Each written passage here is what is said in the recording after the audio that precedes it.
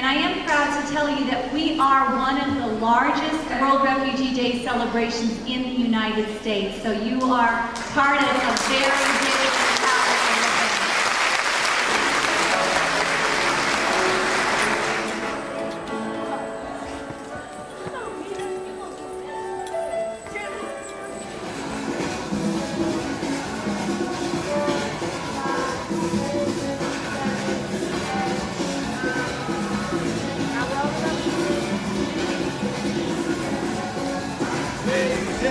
Well, we're breaking. All right.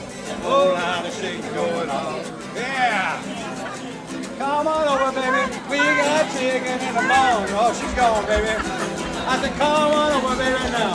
You know you can't go wrong. Woo! We're breaking. All right.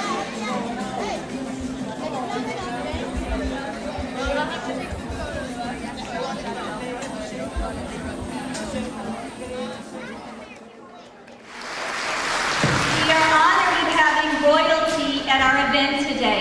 I am very pleased to introduce Ms. Fatou, who is Miss Africa, who is here to give us an official royal greeting.